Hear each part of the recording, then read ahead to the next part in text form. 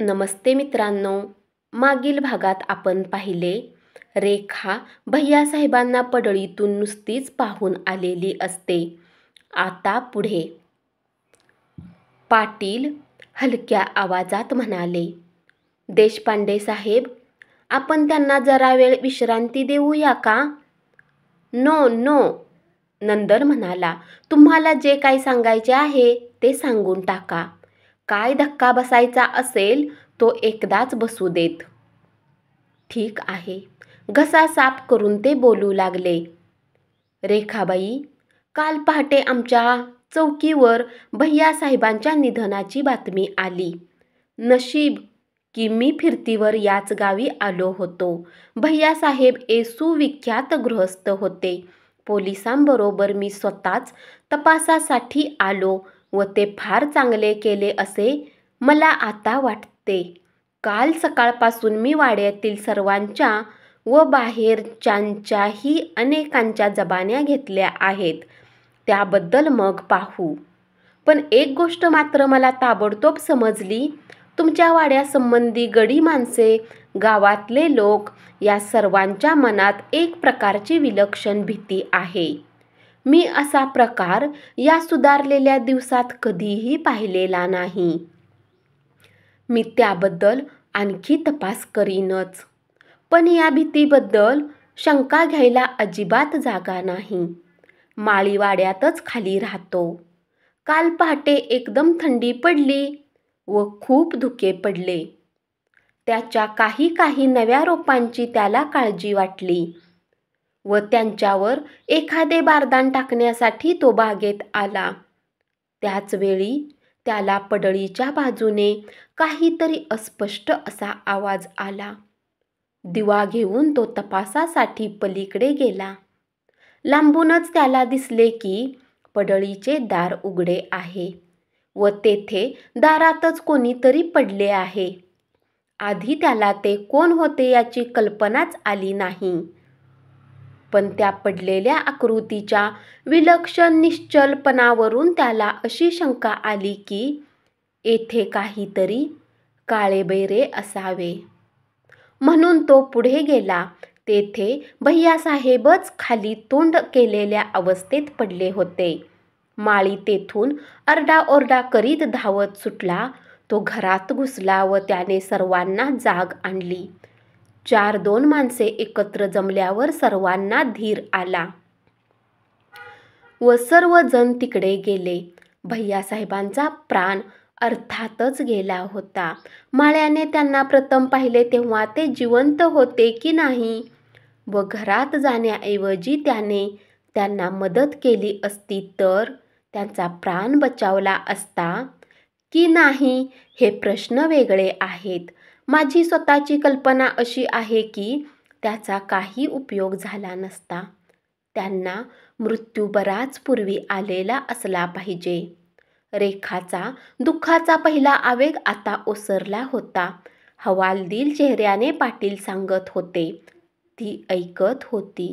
स्वतः कशावर विचार करणेही तिला अशक्य होते. एकामागून एक झालेल्या या आघातांनी तिचा मेंदू पार बधीर झाला आहे असे तिला वाटत होते. बाई खोलीत कॉफी घेऊन आल्या. नंदनने आग्रह करून रेखाला 1 कप तरी कॉफी घ्यायला लावलीच. पाटील उठत म्हणाले, मिस्टर देशपांडे, तुम्ही रेखाबाईंची काळजी घ्या. माझ्या मनातून त्यांना आणखीही काही विचारायचे होते पण आता त्या सांगण्याच्या अवस्थेत नाहीत. त्यांना जराशी विश्रांती घेऊ देत. पाटील गेल्यानंतर नंदन म्हणाला, रेखा, तुझ्या खोलीत चल. तेथे जरा वेळ पडून राहा. काही न बोलता ती उठली व त्याच्याबरोबर निघाली. रेखा, मला वाटतं की तू माईंना एकदा भेटावंस. माईंना? अर्ध्या जिन्यावर थपकून रेखा म्हणाली.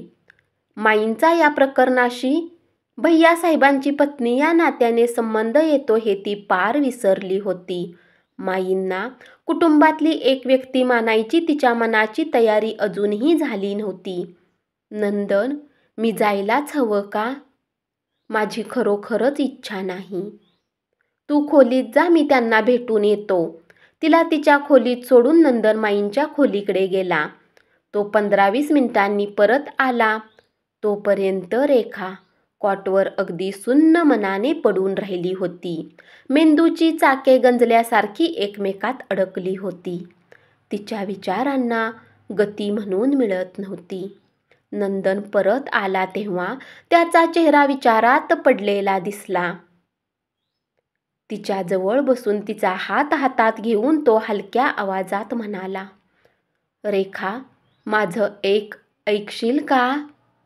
हे बघ, झालं ते अतिशय वाईट झालं आहे. मलाही अतिशय वाईट वाटतं बघ भैयासाहेबांबद्दल. मलाही विलक्षण आपुलकी व आदर वाटायला लागला होता. पण आता केवळ शोक करीत बसून काय उपयोग होणार आहे? तुझ्या साह्याला आम्ही सर्वजण आहोत ना. ए रेखा. त्याचे शब्द तिच्या कानावरून नुसते उघडत होते. एकेका शब्दाचा ती मोठ्या प्रयासाने अर्थ लावत होती. पण त्या शब्दांचा तिच्या मनावर, मनाच्या आतल्या गाभ्यावर, जेथे खरे रेखाचे मन गारठून बसले होते, त्यावर काहीही परिणाम होत नव्हता. का? हा एकच प्रश्न तिच्या मनात थैमान घालत होता. खालच्या अंगणात एका मोटारचा ओळखीचा हॉर्न वाजला. नंदन उठला व खिडकीतून खाली पाहू लागला. रेखा, अगस्ती आले आहेत. हा विचारही तिच्या मनात जरा उशिराने शिरला. मग तिला कळून चुकले की आता तरी आपण स्वतःला सावरले पाहिजे. नंदनच्या सहानुभूतीवर तिचा हक्क होता. ती तिला हवीशी वाटत होती. पण डॉक्टर अगस्ती? नाही, त्यांची गोष्ट वेगळी होती. तिला त्यांच्या सहानुभूतीचार लवलेशही नको होता. नाईलाजाने ती उठली. तिनं आरशासमोर केस सारखे केले. डोळ्यावरून पाण्याचा हात फिरवला. तिच्या सर्वांगावर हुडहुडी भरल्यासारखा काटा आला होता. गडी खोलीत आला. ताईसाहेब, डॉक्टर आलेत.